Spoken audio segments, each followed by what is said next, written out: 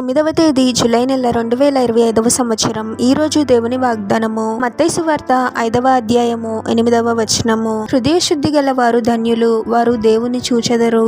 సహోదరి సహోదరులారా, ప్రభుని రక్షకునిగా అంగీకరించిన మనము పరిశుద్ధమైన జీవితాన్ని జీవించాలి. మనం ఆరాధిస్తున్న ప్రభువు ఎంతో పరిశుద్ధమైన దేవుడు. ఆయన బిడ్డలు కూడా పరిశుద్ధంగా జీవించాలి అని ప్రభువు ఆశపడుతూ ఉన్నాడు. మన ఆలోచనలు, మాటలు, క్రియలు ఎంతో జాగ్రత్తగా ఉండాలి. అన్ని రకముల పాపములను మనం విడిచిపెట్టాలి. మన హృదయము పరిశుద్ధంగా ఉండాలి. ఒకరు మనకు చెడు చేశారు అని మనం కూడా వారికి చెడు చేయడం, లేదా ఇతరులకు కీడు జరగాలని అనుకోవడం, ఇటువంటి ఆలోచనలను ఎప్పుడు కలిగి ఉండకూడదు. కీడుకి ప్రతి కీడు మనం చేయకూడదు, కానీ మనకు కీడు చేసిన వారి నిమిత్తము ప్రార్థించడం నేర్చుకోవాలి. అపవాది ఎన్ని రకాలుగా మనల్ని అపవిత్రపరచాలని ప్రయత్నించినప్పటికీ ఎప్పుడూ కూడా మనము పవిత్రతను కాపాడుకోవాలి. మన శక్తితో అది సాధ్యం కాకపోవచ్చు, కానీ ప్రభు యొక్క సహాయం కోసము ప్రార్థించాలి. దేవుని వాక్యం చెప్తుంది, హృదయ శుద్ధి గల వారు ధన్యులు, వారు దేవుని చూస్తారు అని. మనం ఎప్పుడైతే హృదయ శుద్ధి గల వారముగా ఉంటామో ప్రభువుని చూడగలిగే గొప్ప బాధ్యతను మనం పొందుకుంటాము.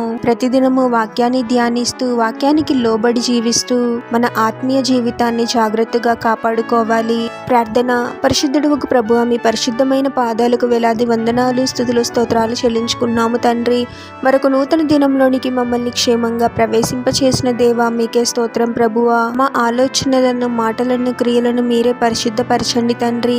మీ వాక్య ప్రకారము ఉండేలాగున దీవించండి ప్రభువా. అపవాది వేసే తంత్రములకు లొంగిపోయే వారముగా కాకుండా మీకు లోబడి అపవాదిని ఎదిరించగలిగే శక్తిని మాకు అనుగ్రహించండి ప్రభువా. అన్ని రకముల పాపములకు దూరంగా ఉండడానికి మాకు సహాయం చేయండి ప్రభువా. మా హృదయాన్ని మీరే పరిశుద్ధపరచండి తండ్రి. కీడుకి ప్రతి కీడు చేస్తూ ఇతరుల పట్ల చెడు ఆలోచనలు కలిగి ఉండే వారముగా మేము ఎప్పుడు ఉండకూడదు ప్రభువా. మా హృదయాలను మీ ప్రేమతో నింపండి తండ్రి. మేము జీవించినంత కాలము మీకు లోబడి జీవిస్తూ పరిశుద్ధమైన జీవితాన్ని జీవించడానికి మాకు సహాయం చేయమని ఈ ప్రార్థనలో ఏకీభవిస్తున్న ప్రతి ఒక్కరిని పేరు పేరున దీవించి ఆశీర్వదించి అభిషేకించమని, వారు చేసే ప్రతి పనిలో మీరే వారికి తోడుగా ఉండి వారిని అన్ని కీడుల నుండి, అపాయాల నుండి మీరే వారిని రక్షించమని ఈ మా మనవులన్నీ యేసుక్రీస్తు వారి పరిశుద్ధ నామంలో అడిగి వేడుకొనుచున్నాము తండ్రి. ఆమేన్.